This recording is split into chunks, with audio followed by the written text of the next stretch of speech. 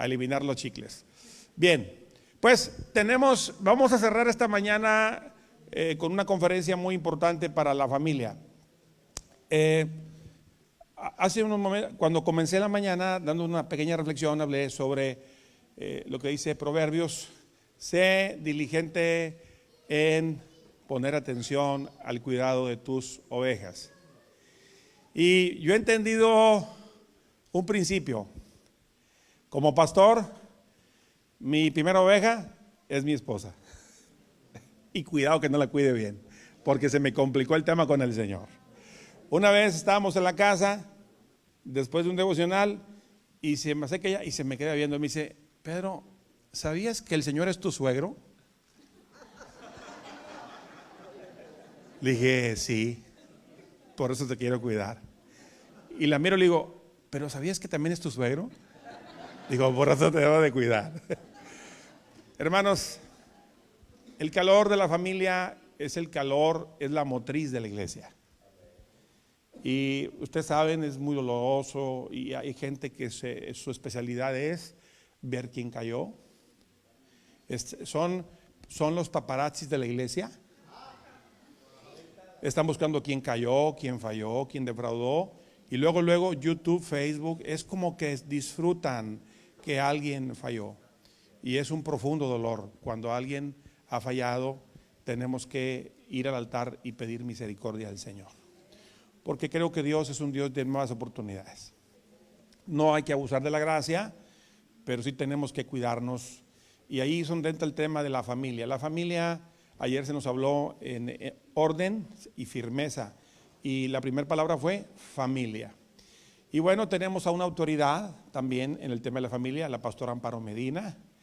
Ella también es de Colombia, también conoce muy bien al apóstol Satirio.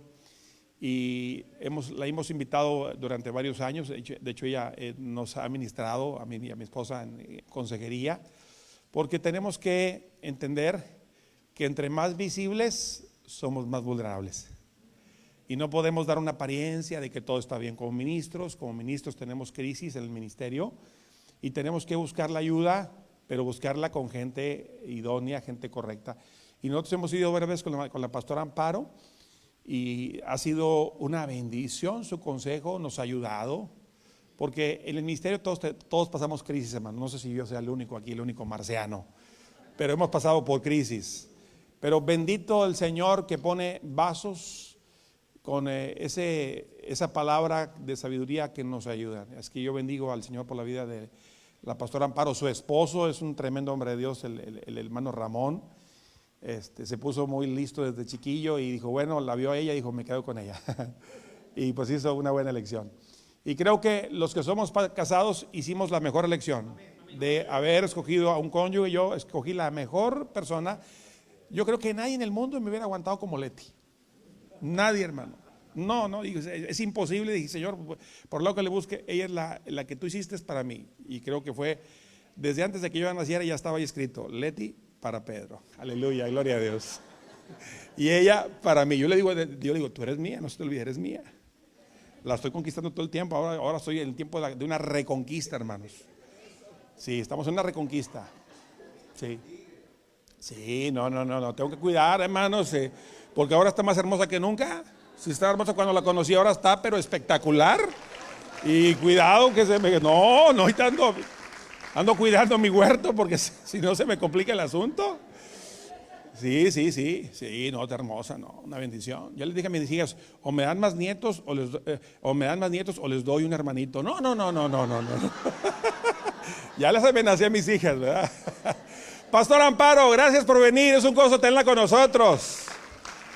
Ella es una madre en el reino de Dios también. Y siéntase en familia, ¿eh? Es un gozo que usted cierre esta jornada hoy. Es un gran honor, es un gran privilegio y agradezco mucho la confianza que me dan al invitarme a hablar a un grupo tan selecto como ustedes, de líderes, de ministros de la palabra de Dios. Son un grupo tremendamente selecto y siento también esa responsabilidad tan grande cuando estoy ante un auditorio como ustedes, con tantos pastores, misioneros, apóstoles, hombres y mujeres de Dios, que es lo más importante. Estaba escuchando al pastor Satirio, me deleito como todos ustedes, escuchándole, digo, qué manjar tan exquisito. Y nos lleva a las alturas, nos da toda la motivación y ahora me toca a mí aterrizar. Después de estar en esas alturas, aterrizar precisamente con este tema de la intimidad en la vida matrimonial. El tema que el pastor, o que los pastores Cantú me dijeron, bueno, vamos a hablar de lo que es la intimidad en la vida de la pareja, en la vida matrimonial. Pidiendo dirección al Señor, porque no es tan fácil. Para mí no es difícil hablar de este tema, pero sí sé que la forma como lo recibimos depende mucho de las percepciones que tenemos y de qué estamos viviendo en este momento, cada uno individualmente. Pidamos dirección al Señor, digámosle: Señor, abre nuestras mentes, abre nuestros corazones, háblanos, oh Padre Celestial. Queremos escucharte con humildad. En el nombre de Jesús te lo pedimos. Amén.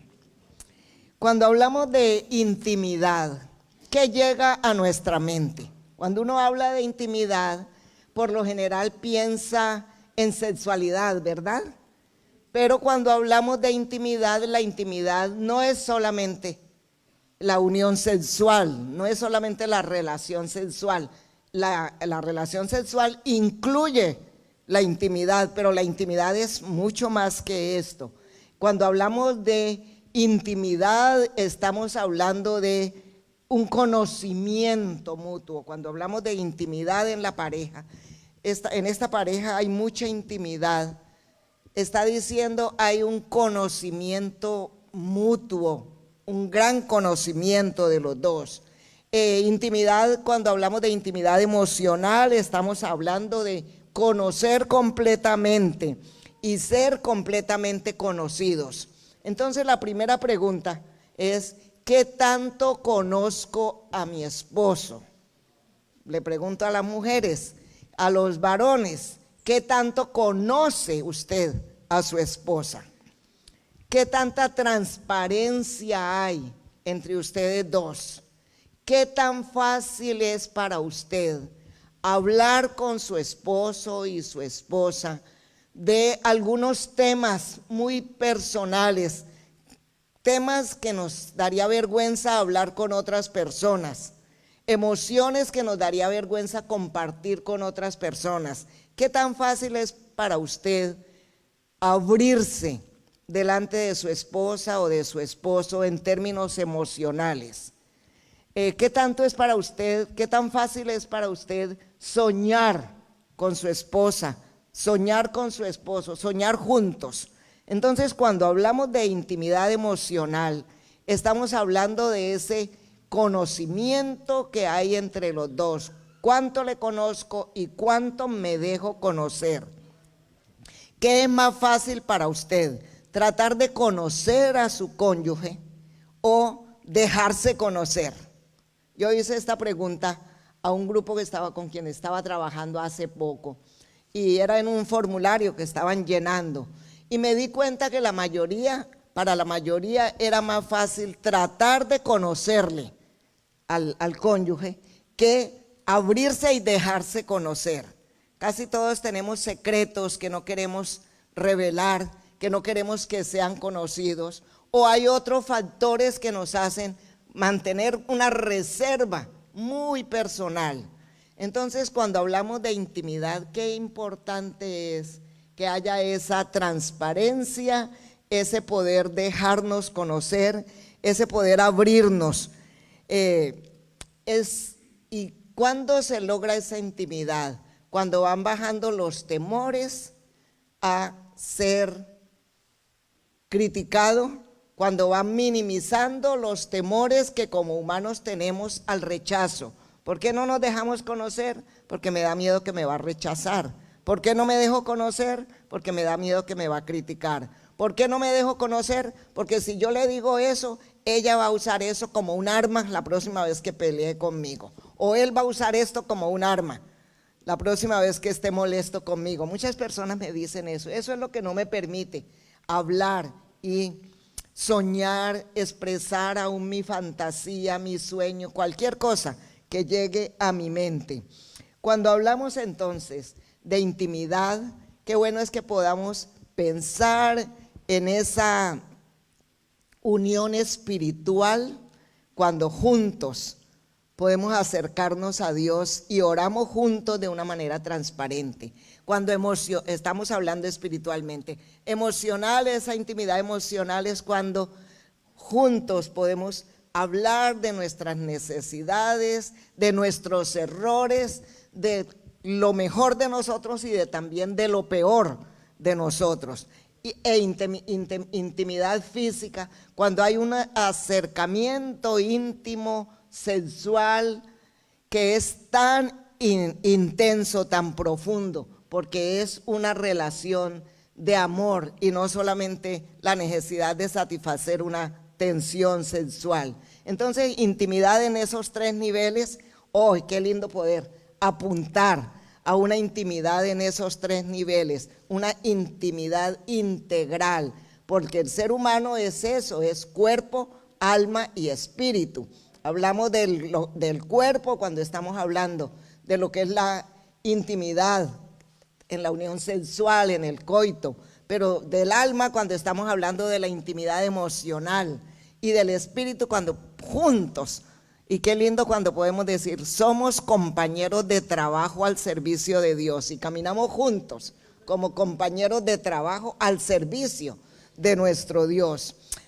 Vamos a enfocarnos principalmente en este tiempo. Vamos a enfocarnos principalmente a la intimidad en el aspecto físico, en la parte de la intimidad sensual.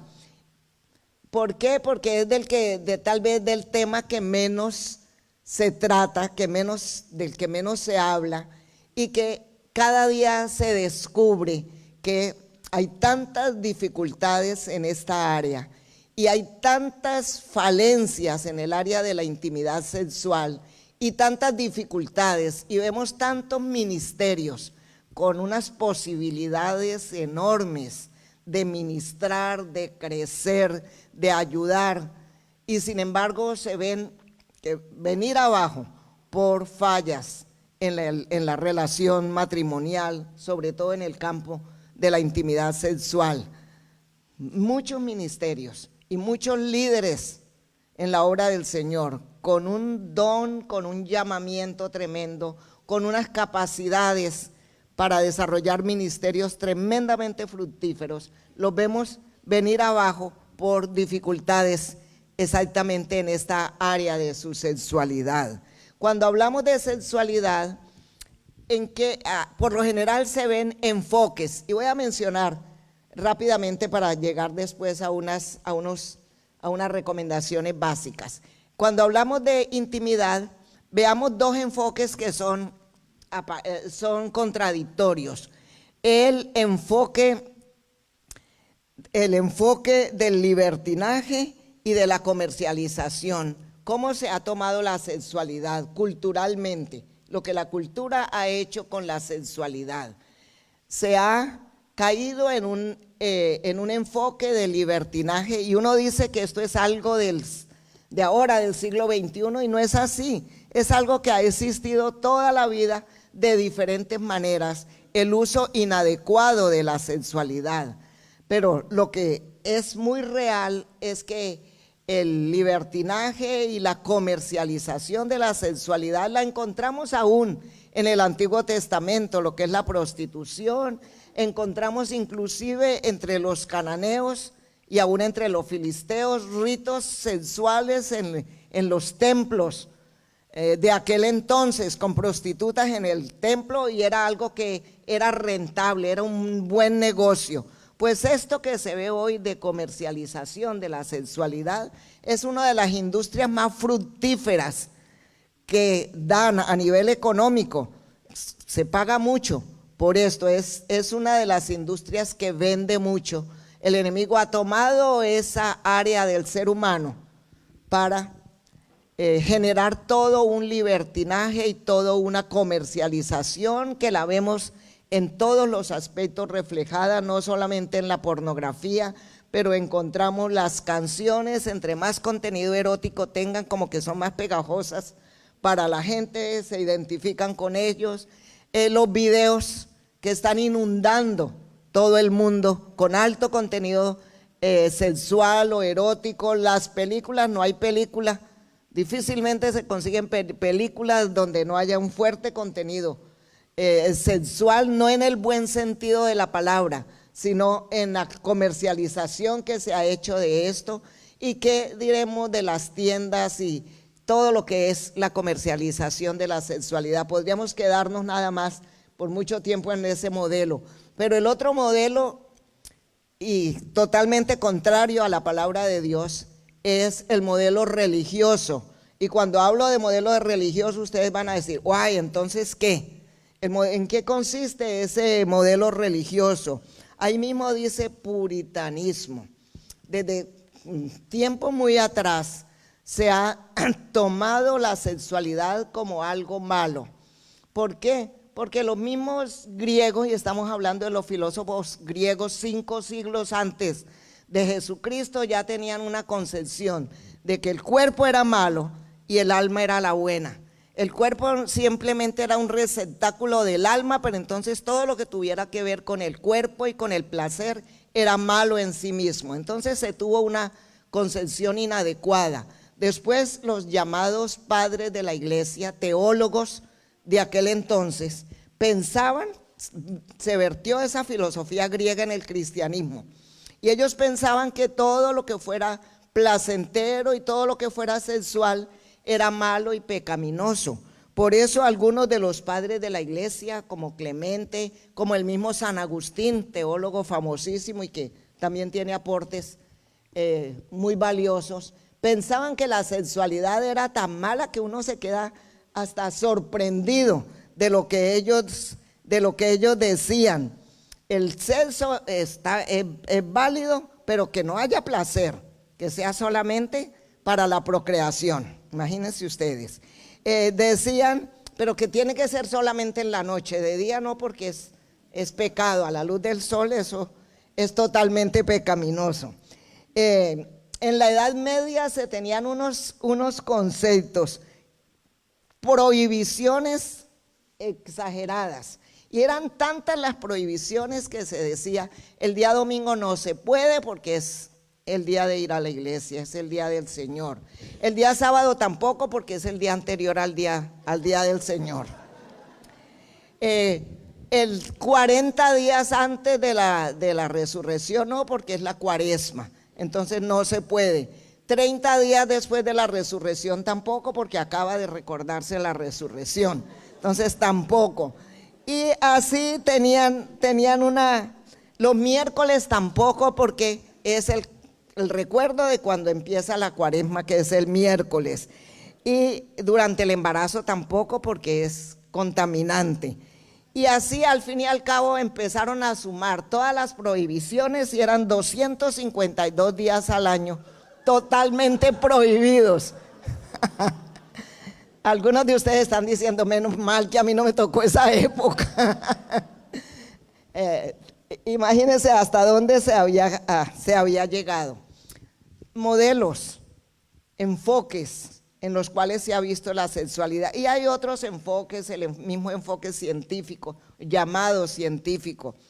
Tampoco nada que ver con lo que la palabra del Señor nos muestra en cuanto a la sexualidad. Y vamos entonces a lo que es un modelo bíblico teológico. Esta es la base para luego los aspectos concretos que el Señor nos quiere dejar en esta tarde.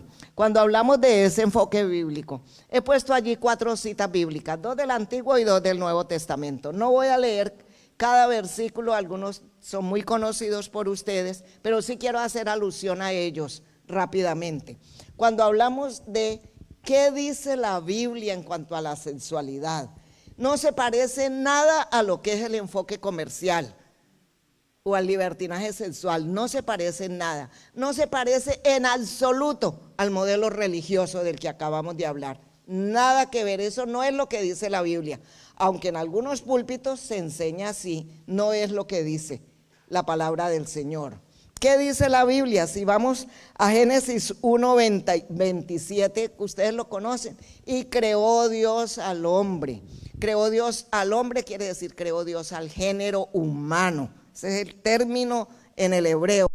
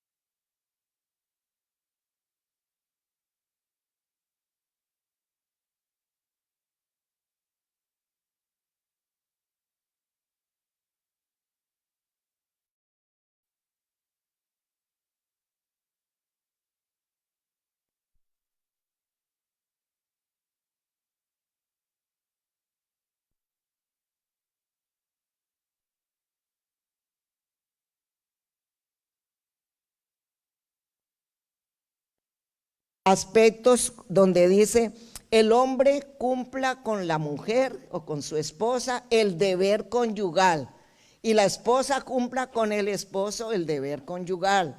El hombre no tiene potestad sobre su propio cuerpo, sino su esposa. La esposa no tiene potestad sobre su cuerpo, sino el esposo.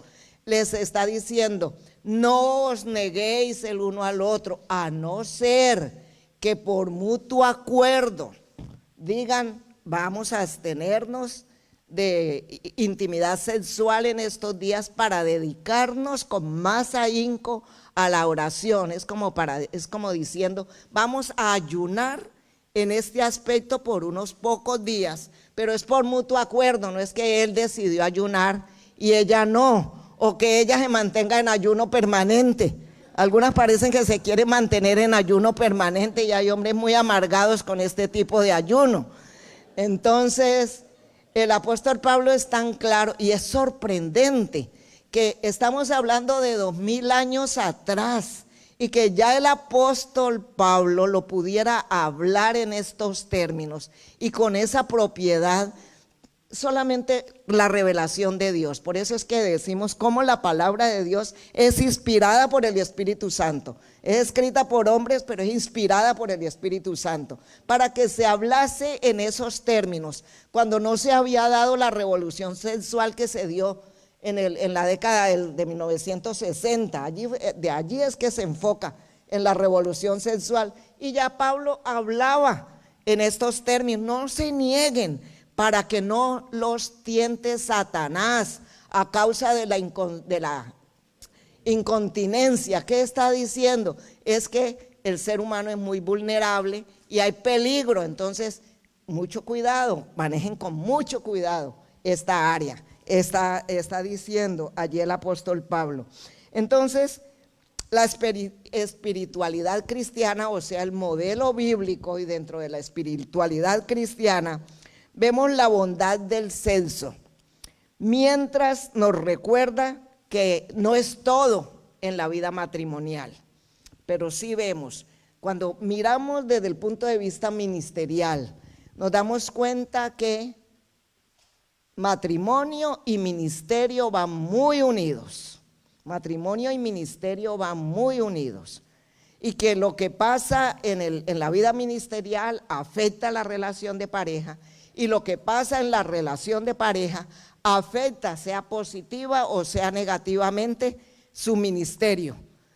No están aislados. En otras áreas, en otras profesiones, lo que pasa en la pareja del médico no afecta el trabajo que él hace en el hospital, en términos generales, pero en la vida ministerial, lo que pasa en la alcoba pastoral, aunque nadie lo sepa, aunque muy oculto se mantenga, sí tiene mucho que afectar a la congregación en sí. Importante experimentar el placer sin convertirlo en un ídolo. Es importante según el modelo bíblico. Y entender que el sexo puede ser un buen sazonador de nuestra vida, pero que no llena tampoco las necesidades más profundas que un ser humano tiene. Miremos entonces el aspecto de la sexualidad, algunos principios bíblicos para la intimidad ministerial. ¿Cuáles serían algunos principios bíblicos que puedan ayudarnos? Y sobre todo recordar algunos textos de la palabra que están allí, pero que es importantísimo de tenerlos en cuenta. En primer lugar, si estamos nosotros en el ministerio, recordemos que el hecho de estar en el ministerio no nos hace diferentes a las otras personas en cuanto a nuestra humanidad. Me gusta mucho un libro titulado Santo y Humano. ¿Cuántos santos hay aquí? Aleluya, yo creo que cada uno de ustedes es un santo. Levanten la mano los santos que están aquí. Claro que son santos y los bendigo en el nombre del Señor. Pero son humanos también. Son santos y son humanos. Son santas y son humanas. Así somos los seres humanos. Entonces, en primer lugar, tenga en cuenta su vulnerabilidad. Si usted es pastor, si usted es ministro, la diapositiva siguiente, tenga en cuenta su vulnerabilidad. Si usted dice 1 Corintios 10:12, si ustedes piensan que están firmes, tengan cuidado de no caer. Reina Valera dice, el que está firme, mire y no caiga. Lo conocemos de memoria, todos saben ese texto de memoria y lo han enseñado y lo han predicado con lujo de detalles. Pues hoy nos lo dice el Señor a nosotros otra vez. Reconozcamos nuestra vulnerabilidad. Todos somos vulnerables.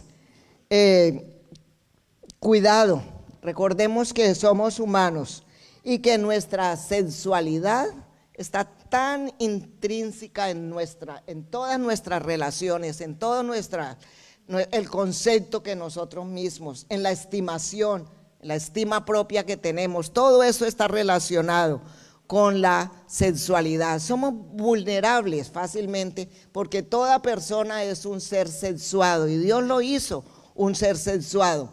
Pero en el caso del pastor, en el caso del ministro, en el caso del líder cristiano, el riesgo es doble.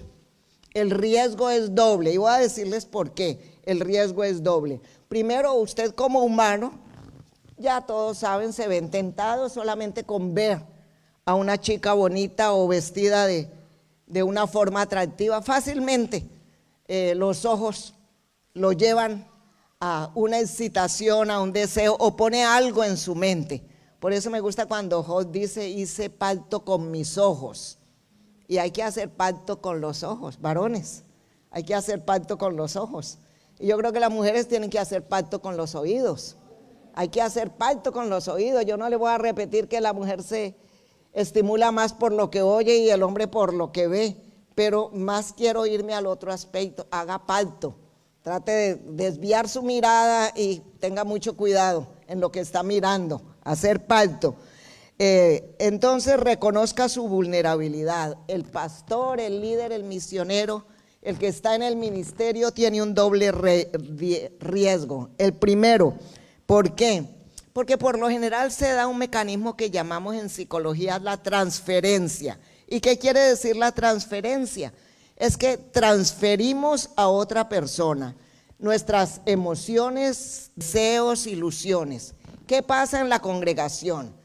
Llegan hermanas que están muy carentes de cariño, de afecto, y toda mujer tiene un hombre idealizado, el líder, el tipo de hombre idealizado. ¿Qué pensaría cualquier mujer?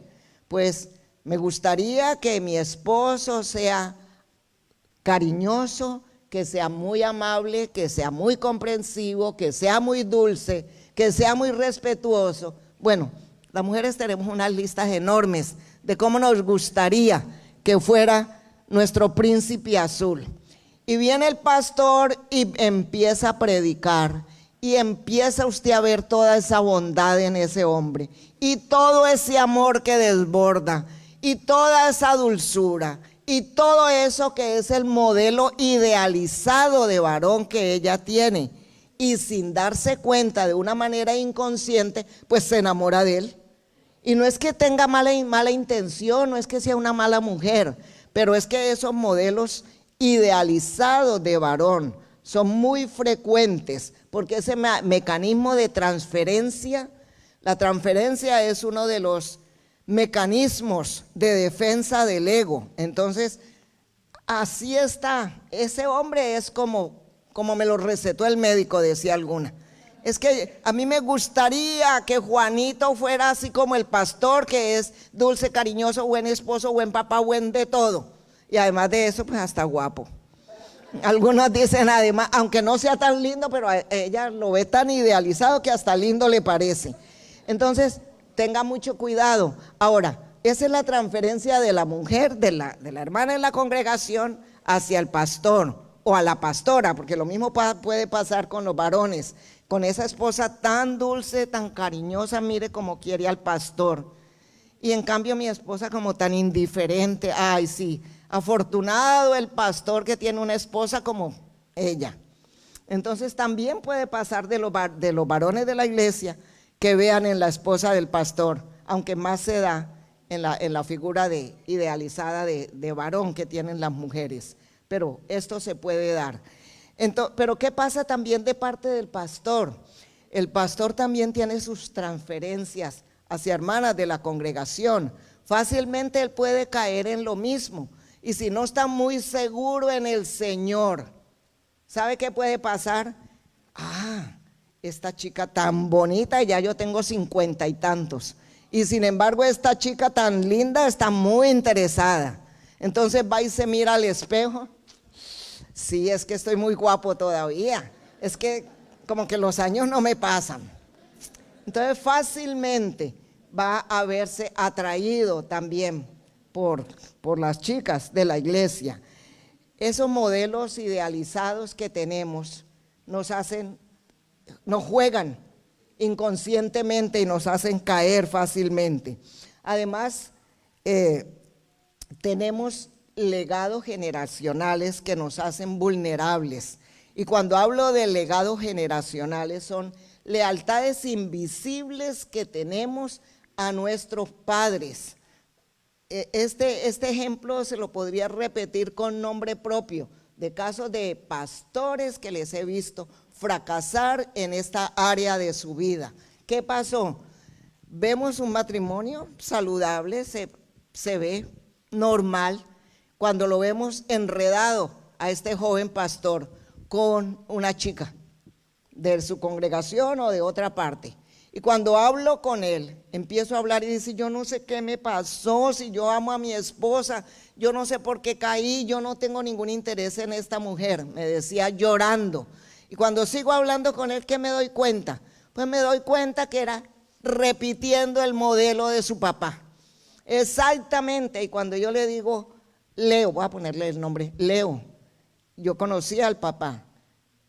Estás repitiendo el modelo de tu papá. Y todo se le vino a la mente, todo lo que había visto a su papá, siéndole infiel a su mamá, era exactamente lo que él estaba repitiendo, y ni cuenta se daba cuál era la motivación que había detrás.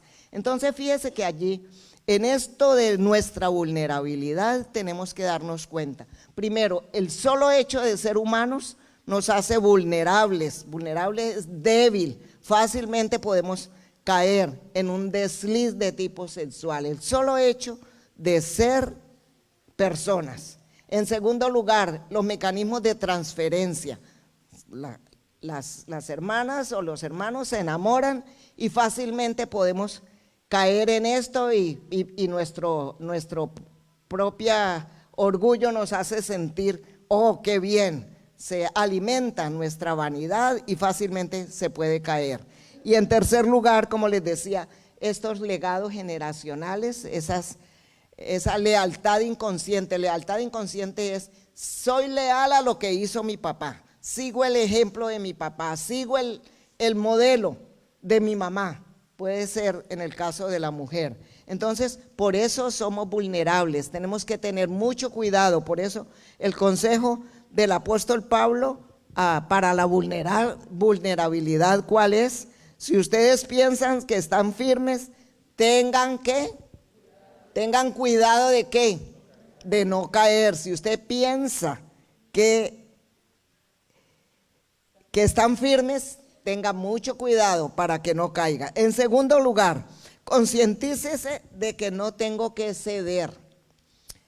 Estamos en una sociedad tan erotizada, con tantos estímulos sexuales por toda parte, que fácilmente vamos cayendo en lo que todo mundo dice. Entonces, ¿qué es lo que todo mundo dice? No, yo soy hombre. Y entonces usamos los mismos términos de los cuales estamos hablando. Pues yo también soy humano, una caída, pues al fin y al cabo la gracia de Dios me levanta fácilmente. Hablaba con un pastor el año pasado, y con un matrimonio de 20 años, una esposa que excelente compañera, ayuda idónea, y él estaba loco por una amiga que se había encontrado, una amiga de la juventud que se habían encontrado por internet, ella en Chile, él en California, y se encontraron por internet y cuando menos pensamos ya tenían una cita acá en Estados Unidos. Le mandó tiquete y ella vino. Cayó en una relación. ¿Y sabe lo que me dijo? Es que yo sé que lo que estoy haciendo está muy malo, pero yo también sé que el Señor me perdone y la gracia de Dios. Eso. Simplemente estaba totalmente en las garras del enemigo y tenía su mente totalmente, pero totalmente turbia por el pecado que lo estaba acechando en ese momento. No quería saber nada de la familia. Mi Dios es tan grande que hace 2 semanas tuve la oportunidad de verlo juntos otra vez con su hogar restaurado y otra vez van a volver al ministerio. Todavía no están porque tuvieron que salir del ministerio, pues naturalmente se dañó en ese momento. Y sí, la gracia de Dios le alcanzó, pero las consecuencias quedan, Perdió una oportunidad enorme que tenía ministerial, la que había soñado durante toda la vida, y ahora está viendo cómo llega otra vez, cuando Dios le había abierto las puertas más amplias en el campo ministerial, pero especialmente como él quería, de acuerdo a unas capacidades enormes que Dios le había dado para el ministerio. Entonces, el que está firme, mire y no caiga. Concientícese de que no tiene que ceder. El número 2 dice las tentaciones, que nos dice Primera de Corintios 10, las tentaciones que enfrentan en su vida no son distintas de las que otros atraviesan, y Dios es fiel, no permitirá que la tentación sea mayor a lo que puedan soportar. Cuando sean tentados, Él les mostrará una salida para que puedan resistir. Este era el texto que este pastor necesitaba en este momento y no lo que él hablaba. Dios es fiel, la tentación le va a llegar a todos. Nadie puede decir, a mí no me va a llegar la tentación. Siempre me encantan las palabras de Moody, el gran predicador del siglo pasado, que decía: yo no puedo evitar que los pájaros vuelen sobre mi cabeza, pero sí puedo evitar que hagan el nido en ella. Oiga bien, sí puedo evitar que hagan el nido en ella. Concientícese de que no necesariamente usted también tiene que caer porque otros han caído. El ministerio es una opción, es un llamamiento que Dios le ha hecho y es una opción que usted eligió. Y cuando usted elige por esta opción, usted se compromete con el Señor y se compromete con sí mismo y se compromete en la relación de pareja. Cuando hay una tentación fuerte que en cualquier momento le va a llegar, ¿qué es lo que tiene que hacer?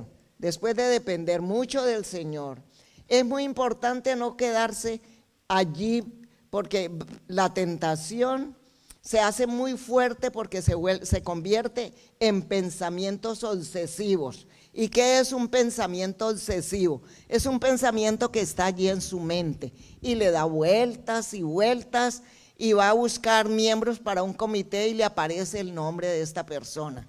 Y va a buscar quien ayude en otra cosa y vuelve a aparecer el nombre de la misma persona. Y a toda hora, en diferentes momentos, ese nombre de esa persona.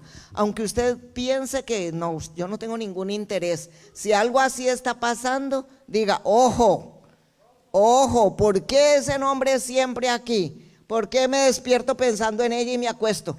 Otra vez me estoy acordando, es que ella tiene esta necesidad.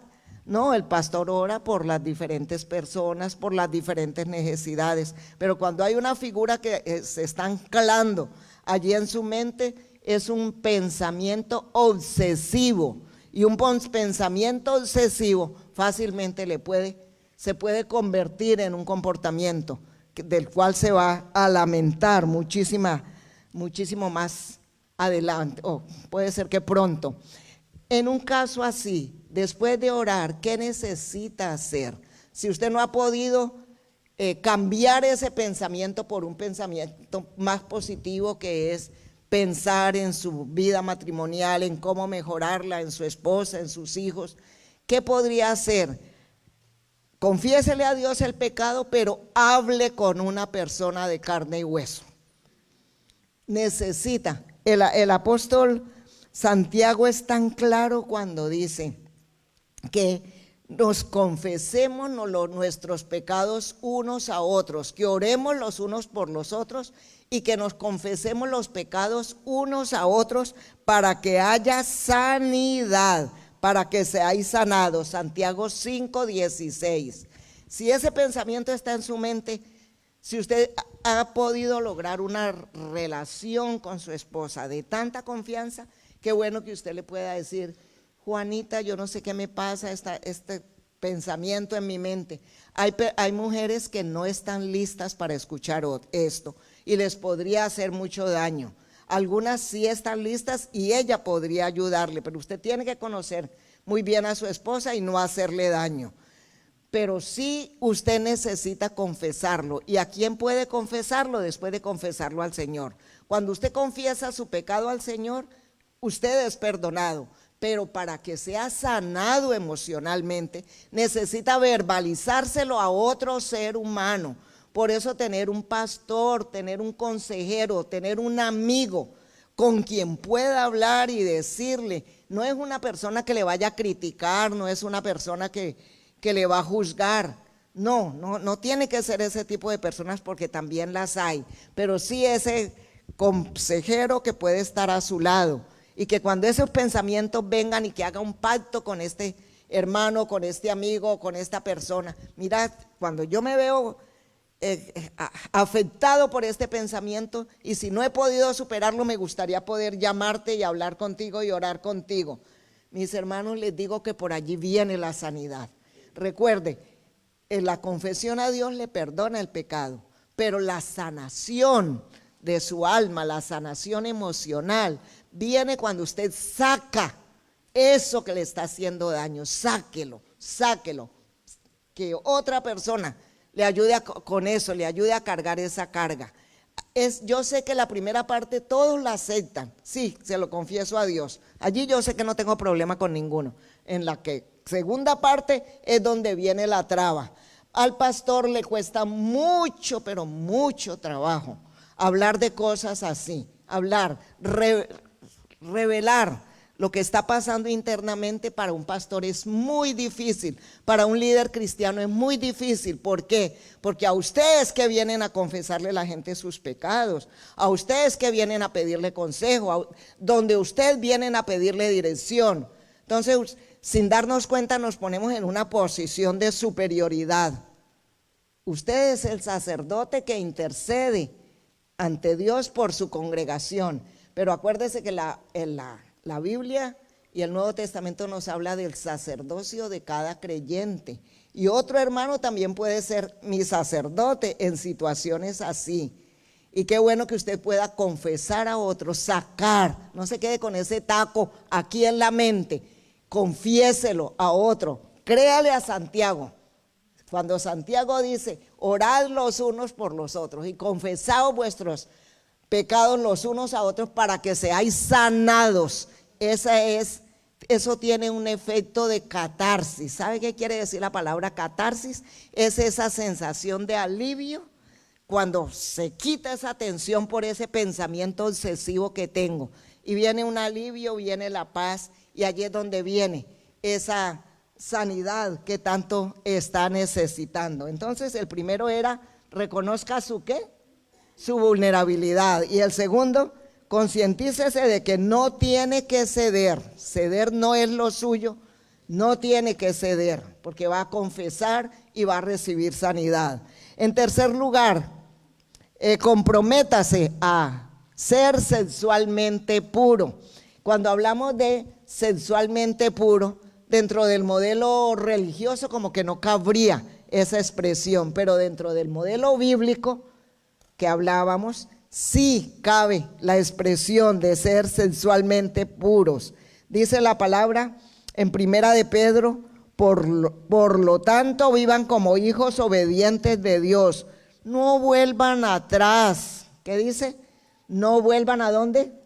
No vuelvan atrás a su vieja manera de vivir, con el fin de satisfacer sus propios deseos. Antes lo hacían ¿por qué? Por ignorancia, pero ahora sean santos en todo lo que hagan, tal como Dios, quien los eligió, es santo. ¿Cuántos elegidos de Dios hay aquí? Amén. Yo creo, estoy ante un grupo de elegidos por el Señor. Y Él nos está diciendo, seamos santos porque el que nos eligió es santo. Gloria a Dios, porque el que nos eligió es santo. Y santos quiere decir separados. Y Él les ha separado a ustedes porque tiene un propósito muy especial de bendecir este mundo. Porque si no, ¿qué tal que no hubiera hijos de Dios, líderes espirituales como ustedes? ¿En cómo sería la corrupción en este mundo?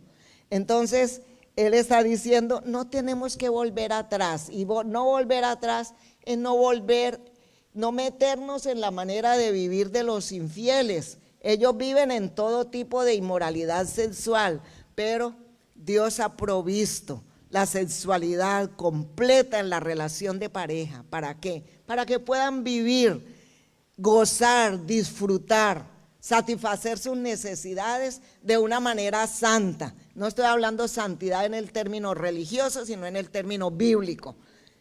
Esa es la verdadera santidad, donde sí hay disfrute, porque algunos piensan que la unión sexual entre esposo y esposa cristiano, bueno, para satisfacer una necesidad y punto. No, es mucho más que eso. Es un complemento emocional, es una manera de expresarse el amor, es una manera de decir cuánto te amo y cuánto soy amado por ti. Es muchísimo más que eso, pero para comprometerse a ser sexualmente santo, necesitamos primero tener un compromiso personal. Conmigo mismo me comprometo delante del Señor. Y como pareja necesitamos hacer un compromiso los dos. El compromiso de ser sexualmente puros. ¿Qué está diciendo? Es un compromiso que de pronto nunca nos han dicho que tenemos que hacer un compromiso entre los dos de ser sexualmente puros. Es, me comprometo a cuidarte a ti como esposo, a ser tan transparente contigo, a dar todo lo mejor de mí para que tú te sientas bien y sientas satisfacción en esa área de tu vida. Y él también se compromete delante de su esposa a hacer todo lo posible por la satisfacción de ella, por la gratificación de ella. No como se pensaba antiguamente que era la mujer, era el instrumento de placer del varón. Esa idea está mandada a recoger.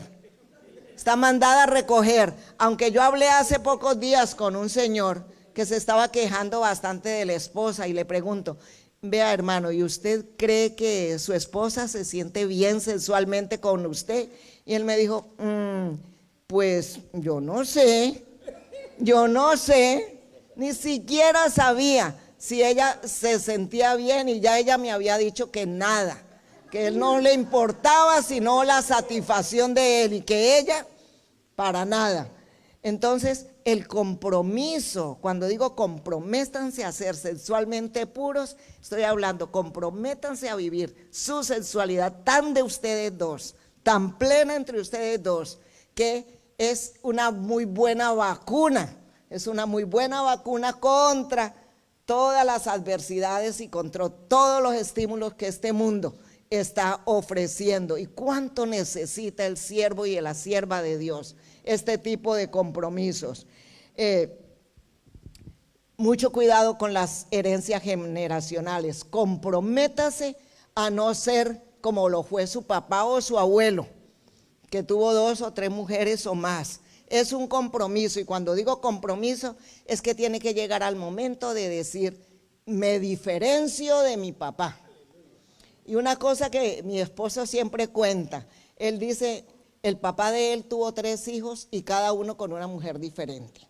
Esa es la historia de mi esposo, es lo que él dice, 3 hijos con una mujer diferente. Y cuando él entendió esto, él llegó a un momento cuando le dijo al Señor, Señor, me rindo a ti y yo no quiero ser como mi papá. Yo quiero tener un hogar y tener unos hijos solamente dentro de mi hogar. Y en ese momento él estaba haciendo sin saber, guiado por el Espíritu Santo, lo que un terapeuta familiar hoy en día lo hubiera llevado a hacer, que es un proceso de diferenciación para que él entienda que no tiene que hacer lo que hizo el papá, porque él es diferente, porque él es un hijo de Dios y porque es un siervo de Dios. Entonces, gloria a Dios cuando él lo hizo. Por eso él también tuvo 3 hijos, en eso fue igual al papá, pero dentro de un matrimonio y con la misma, 3 hijos y con la misma, y 3 hijos que honran al Señor, 3 hijos que le sirven al Señor. Entonces recibe la gratificación por esto. Entonces cultivar ese compromiso personal, ese compromiso mutuo, ese compromiso de no repetir herencias generacionales, ese compromiso también de aprender a ser auténtico, aprender a decir no de una manera clara, auténtica, aprender a decir no con autenticidad. Mis hermanos, y aquí quiero hablarles a su corazón. Mire, vivimos en una cultura donde al hombre se le ha enseñado que no tiene que defraudar a una mujer cuando le incita sexualmente. Si un muchacho le dice no a una chica, los compañeros le dicen, ¿será que es volteado? Mire que esta muchachita se le ofreció y él tiene que ser que del otro equipo desde que la rehusó. Cualquier persona que se le aparezca, hasta un palo de escoba vestido de mujer, tiene que irse detrás de ella. No, el verdadero varón no es el Juan Tenorio. La figura del Juan Tenorio es una figura literaria, del hombre que anda con una, con otra y con otra. Es la persona más insegura. Es tan inseguro que no es capaz de decirle no, porque se siente gratificado con la conquista de otra mujer. El verdadero siervo de Dios, la persona que tiene esa sanidad interior, esa seguridad, es la que es capaz de decirle a esa dama tan bonita que está tratando de seducirlo, es capaz de decirle hermana y no Julanita. Allí enseguida, con el solo hecho de, en vez de decirle Juanita, tú eres muy linda, tú eres muy hermosa, pero es que vos sabés que yo estoy casado. No, es capaz de decir no con autenticidad. Es decir, hermana, no me interesa ninguna relación fuera de mi relación matrimonial. Amo a mi esposa y amo a mi Dios. Amo a mi esposa y amo a mi Dios. Es lo que tiene que decir, pero tenga mucho cuidado de ser auténtico en el no, porque hay nos que parecen sí. Muchas veces con la boca estamos diciendo sí, pero con los gestos, con la cara, con el tonito de voz, estamos diciendo sí. Uno nomás lo oye en el teléfono. Cuando está hablando con Julanita de tal, sí hermana, la reunión en la iglesia es a tal hora, sí, recuerde decirle al servidor que tal y tal cosa. Y después, ay sí hermana, bueno pues como tú sabes, las cosas se dan. Y enseguida cambia el tono de voz. Y aunque le esté diciendo, claro que yo tengo que ir con mi esposa a tal lugar, pero de pronto, hoy no puedo, pero la semana próxima. Mire, con la boca está diciendo unas cosas, pero con su actitud, con su tono de voz, con sus expresiones, le está diciendo otra totalmente sí. Está diciendo no, pero sí. Y cuando están en esa tónica, fácilmente van a caer. Qué importante es un compromiso real delante del Señor. No le quiero fallar a mi esposa, a la mujer que Dios me dio, y tampoco a mi Dios, mucho menos a mi Dios, que es mi Señor. Entonces, deseche toda amargura. Vamos al punto 4. Muchas, nos dice allí la palabra del Señor. En Hebreos, ¿qué está diciendo? Hermanos, siervos de Dios, ministros, líderes que están aquí, tengan cuidado de que no brote ninguna raíz venenosa de amargura, la cual los trastorne a ustedes y envenene a muchos. Yo sé que ese versículo muchos lo repiten. Hay raíz de amargura por ahí, muchos lo hemos repetido, pero dice, asegúrense de que ninguno sea inmoral ni profano, como Esaú, que cambió sus derechos de primer hijo varón por un simple plato de comida. ¡Wow! Esto está diciendo mucho. ¿Qué nos dice?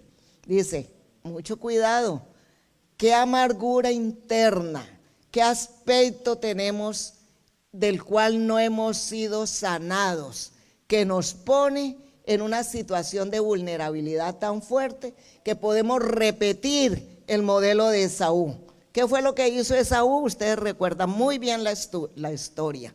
Esaú era el hijo mayor, era el hijo que había nacido primero y tenía todos los derechos de la herencia y de dirigir su clan, de dirigir su tribu. Era el mero, tenía todos los derechos, pero le dio hambre y es de esas personas impulsados por el instinto del placer. Necesito satisfacer mi necesidad, pero ya, en el momento que deseo algo, lo tengo que lograr.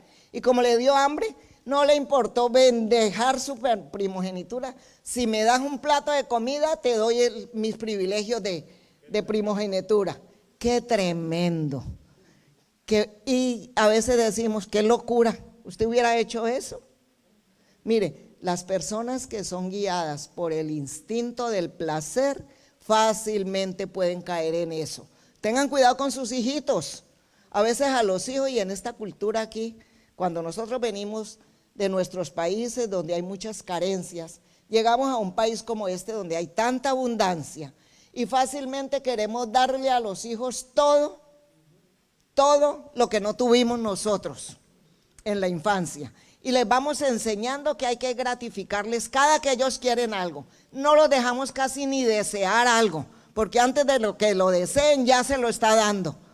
Ahí les estoy dando un pequeño paréntesis, pero mucho cuidado, porque ellos ¿qué va a pasar con estos niños? Cuando están chiquitos se les da todo y no pasa nada. Cuando las hormonas se activan en la adolescencia y ellos ya quieren, ya no son los zapatos tenis nomás, sino también estar con una chica y suplir sus necesidades sexuales que se activan con el desarrollo sexual secundario en la adolescencia.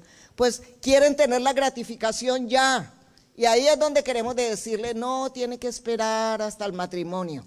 Mucho cuidado, no hay que darles todo en el momento, todo debe ser a su debido tiempo.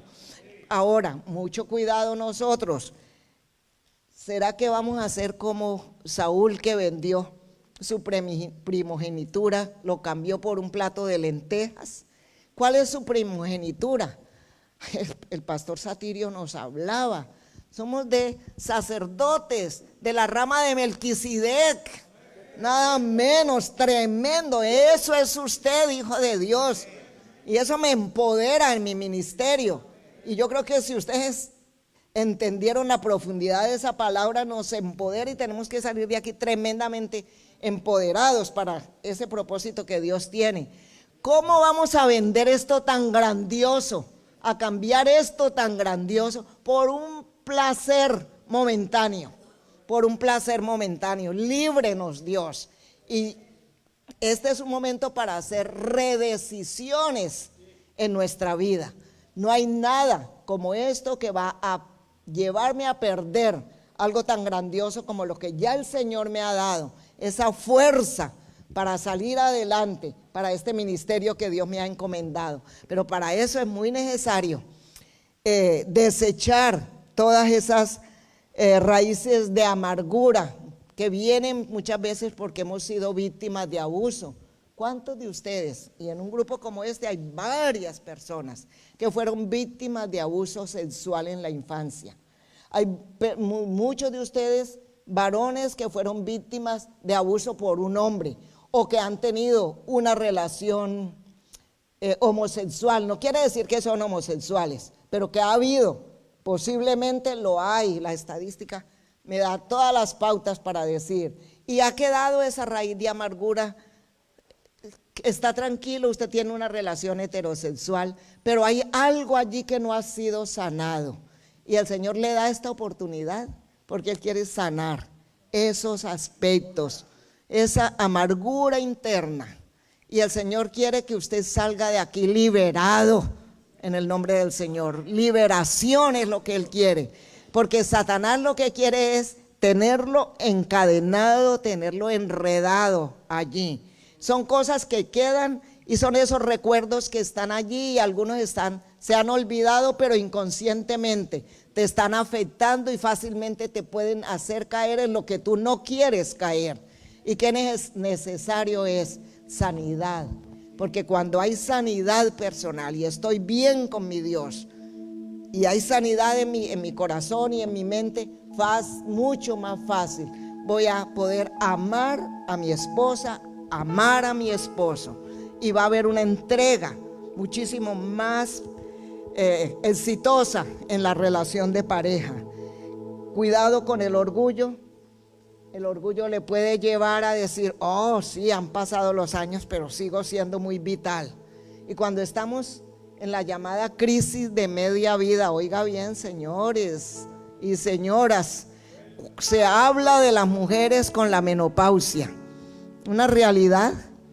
No es nada malo, es parte real de la vida, todas pasamos por allí. Yo pasé hace ratísimo. Eso no quiere decir que la mujer terminó su vida allí. Y el hombre no tiene que mirarla como, oh, ya mi mujer se acabó, ya.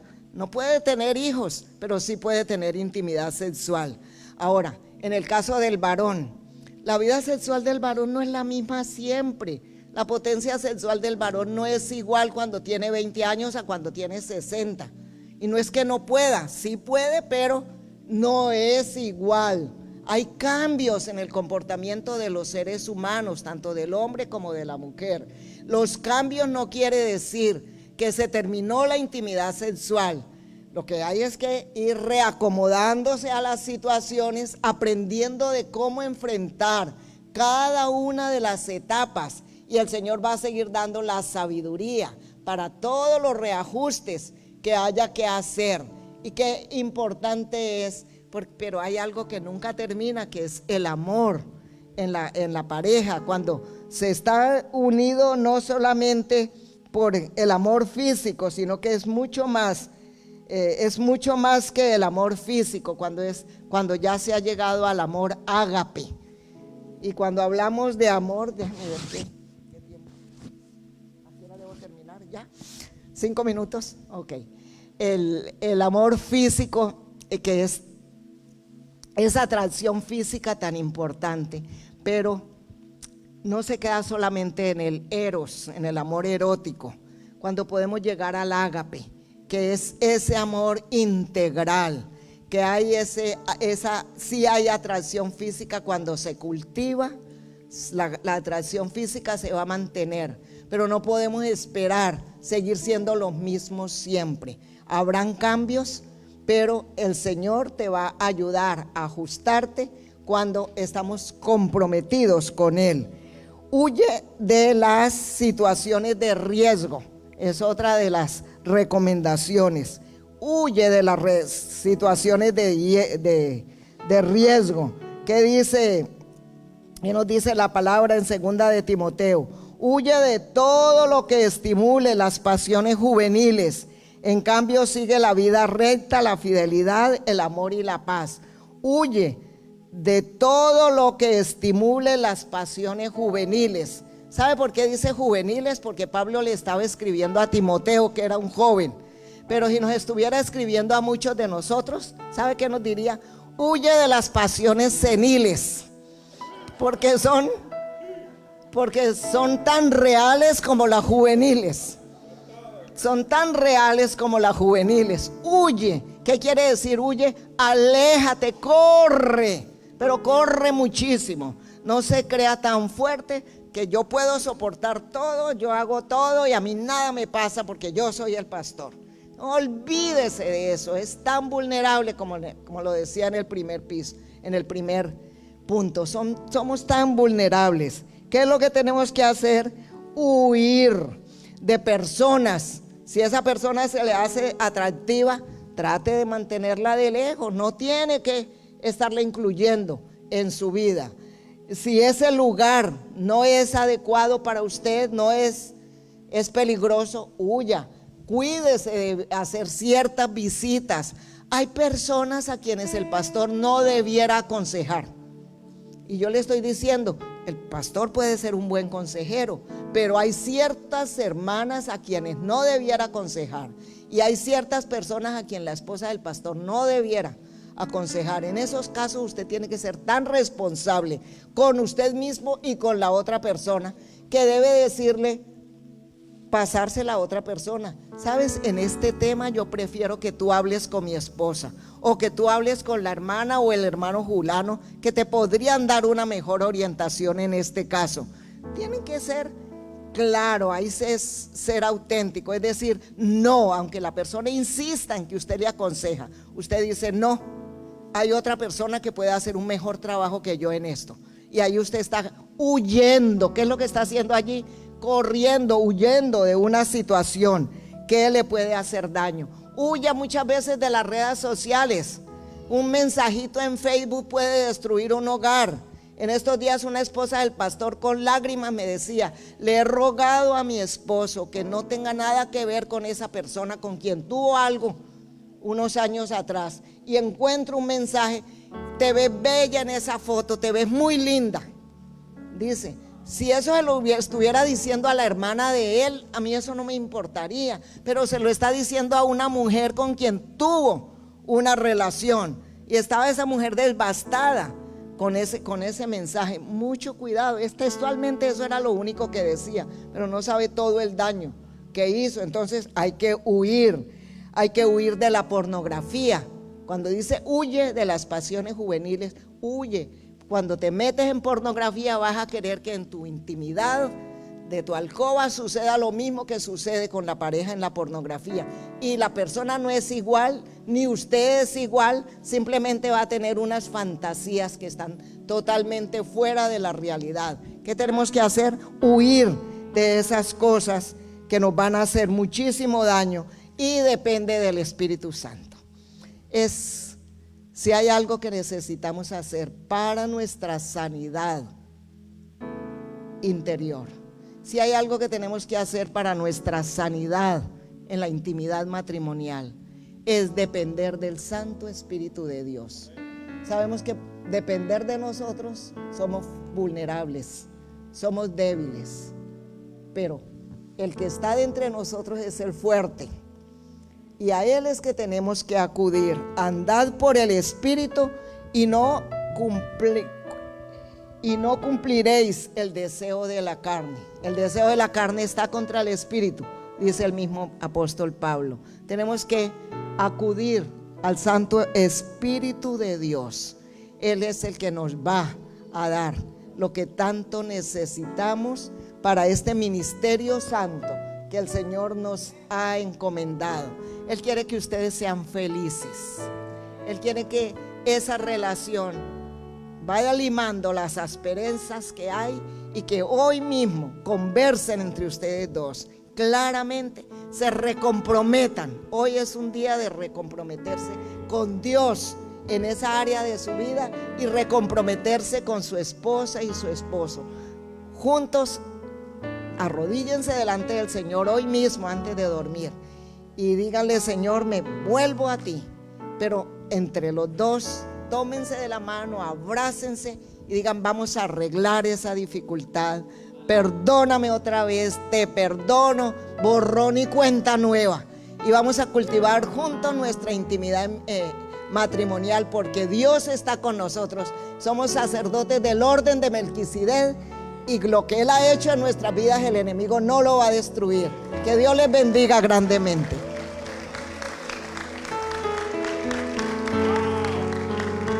Vamos a estar de pie y vamos a darle gracias a Dios por nuestra familia. Señor, gracias por nuestra familia. Queremos mantener ese nido calientito, Señor. Ese nido lleno del calor de tu espíritu, Señor. Cuidar a nuestro cónyuge, que nos cuidemos los unos a los otros. Recibimos con gozo la palabra y la exhortación que ha venido de tu corazón. Gracias por la pastora Amparo. por su testimonio, Señor.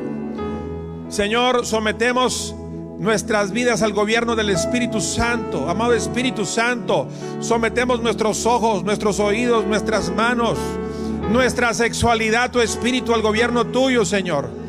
Porque queremos ser testimonio para el mundo de que en la iglesia sí se puede tener una familia sana. Se puede tener testimonio integral, Señor.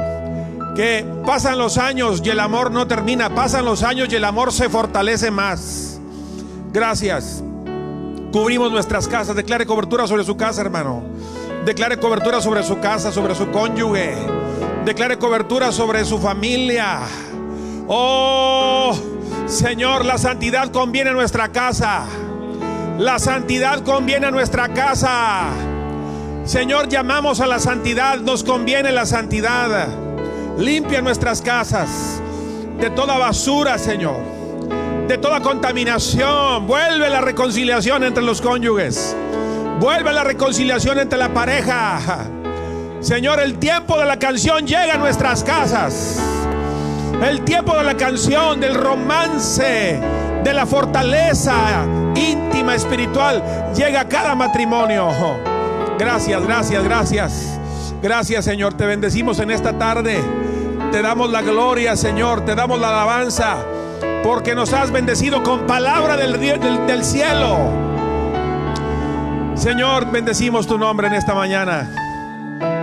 Y con la ayuda del Espíritu Santo, amado Espíritu, con tu ayuda, queremos poner en práctica lo que nos has enseñado. Señor, gracias. Gracias por este precioso pueblo. Bendecimos a los ministros de esta ciudad, a los ministros que han venido de fuera. Bendecimos a cada líder que está trabajando a la par de sus pastores. Que tengamos atalayas, que nos cuidemos unos a otros y que no permitamos que el enemigo entre, Señor. Gracias, gracias. En el nombre de Jesús decimos amén, hermano. Apláudele fuerte al Señor por su bendita palabra. Gloria a Dios. 7:30 lo esperamos, si puede venir. Bueno, los que vienen de fuera, pues ya saben que tienen que terminar hoy en la noche la jornada. Si usted está aquí en la ciudad, le invitamos con mucho respeto. Venga, hay una